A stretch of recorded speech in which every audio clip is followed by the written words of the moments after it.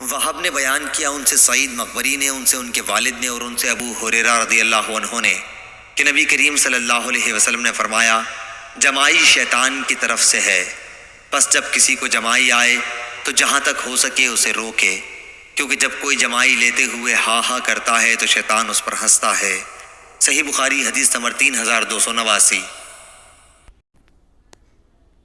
حدثنا عاصم بن علي حدثنا ابن أبي ذئب عن سعيد المقبوري عن أبيه عن أبي هريرة رضي الله عنه عن النبي صلى الله عليه وسلم قال: التثاؤب من الشيطان، فإذا تثاءب أحدكم فليرده ما استطاع، فإن أحدكم إذا قال ها ضحك الشيطان